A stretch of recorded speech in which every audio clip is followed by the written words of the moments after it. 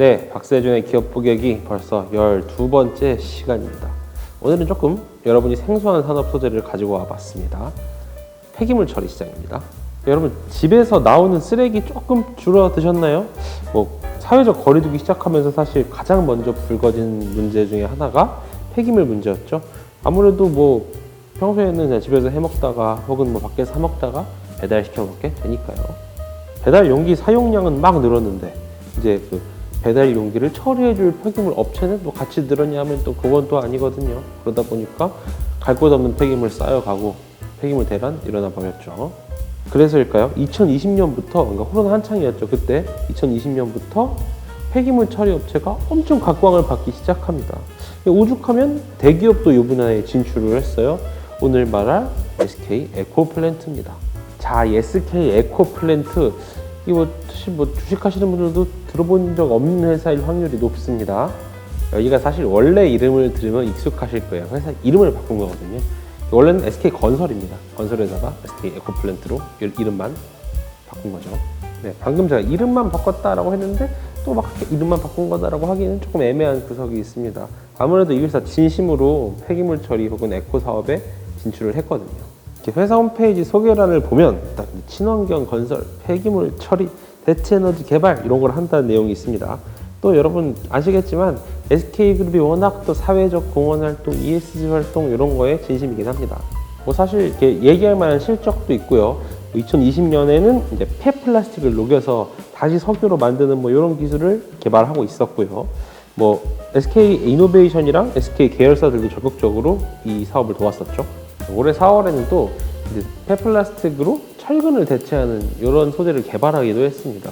이 정도만 보면은 사실 환경의 진심이라고 볼 수 있겠죠. 자, 그럼 기술 말고 좀 이렇게 구성을 볼까요? 회사의 구성을. 이게 지난해에는 SK 이코플랜트가 폐기물 소각 처리 시설을 대규모 사들였습니다. 이게 폐기물 소각 시장을 선진화해보겠다라는 이런 이유인데요. 사실 폐기물 처리 전문가분들 이런 분들 이야기 들어보면요, 소각이 느는 건 어쩔 수 없답니다. 폐기물 소각이 느는 거. 이유가 메리트보다는 소각이 그래도 환경에 나으니까. 그렇다면 관건은 뭘까요?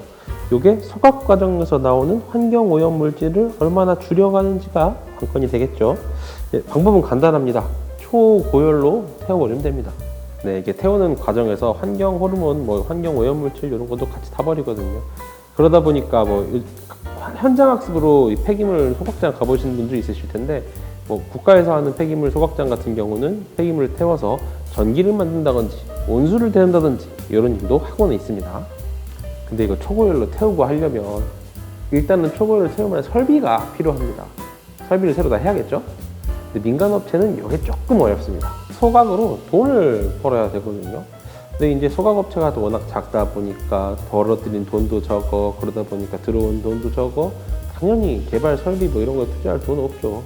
한국 폐기물 처리 시장 이렇게 딱 쭉 역사를 보면요, 2019년까지만 해도 대형 업체가 없습니다. 각 지역의 조그마한 업체들이 조금씩 쓰레기 모아 태우는 거죠. 규모가 그만큼 작습니다. 근데 이제 SK 에코플랜트가 지난해부터 약 1,700억 원을 들여가지고 이 작은 업체들이 조금 사들이기 시작했습니다. 현재는 SK 에코플랜트가 폐기물 소각 시장 업계 1위입니다.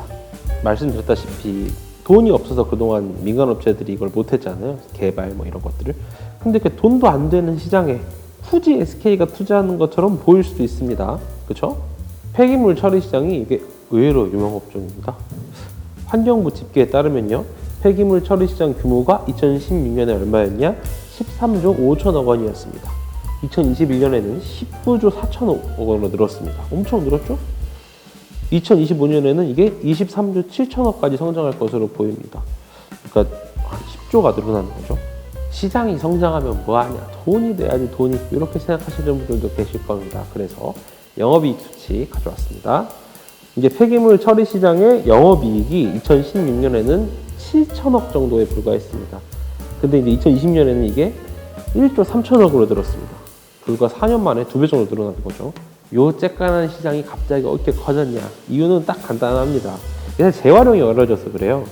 통상 한국 폐기물 통계 같은 걸 보면요, 배출하는 폐기물의 80% 정도가 재활용된다고 나와 있거든요.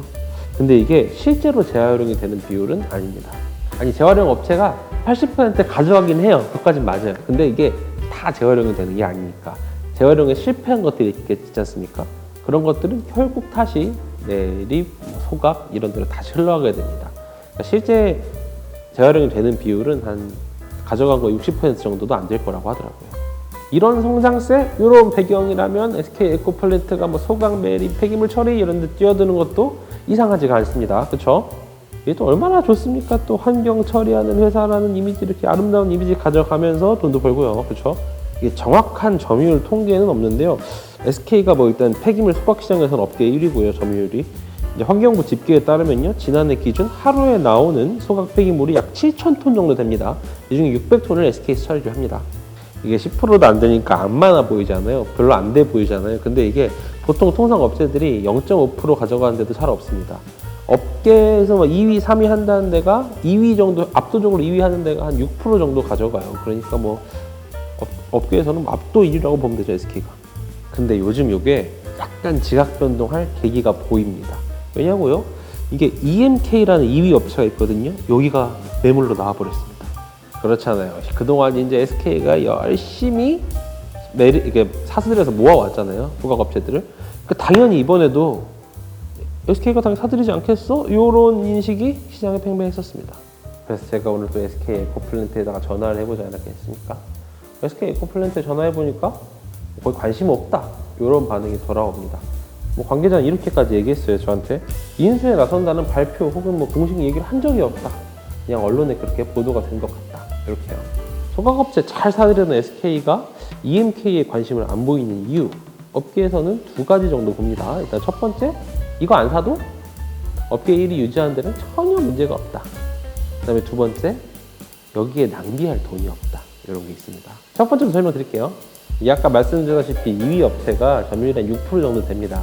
근데 EMK가 한 2위 정도 되거든요. 다른 업체가 EMK 사들여봤자 한 7% 왔다 갔다 합니다. 그러니까 뭐 많이 따라오긴 했지만 여전히 SK 업계 1위인 거죠. 자, 두 번째, 돈이 없다 그랬죠. 왜 돈이 없냐면 SK 에코플랜트가 이거 뭐 여러분들 뭐 잘 알려진 얘기이긴 합니다만 IPO를 준비 중이에요. 기업 공개 상장을 준비 중인 거죠. 당연히 실탄이 필요한데 지금 그래서 실탄을 모으고 있는 중입니다. 투자업계에 따르면 SK 에코플랜트가 이 IPO 때문에만 1조 2천억을 모았다고 하는데요. 아니 이런 상황에서 지금 EMK 가격이 1조라 그랬잖아요. 1조 원을 뭐 다른 거 사들인데 내놓는다?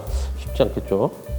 SK 에코플랜트가 EMK 안 사들일 거죠. EMK 안 사들이는데도 과연 계속 이렇게 업계 1위 유지할 수 있을까요? 그리고 IPO에는 성공할 수 있을까요? 박세준의 기업 고객이 이번 12번째 시간이죠. 오늘은 그래도 좀 기분 좋게 환경오염 막는 업체 이런 걸로 소개를 한번 해봤습니다. 다음번에도 이제 기업 고객이나 취업 고객으로 찾아뵙게 될 텐데요. 이번에는 또 여러분이 혹시 댓글에 관심 있는 주제 남겨주시면 저희가 또 그거 열심히 취재해 보도록 하겠습니다. 그럼 이만!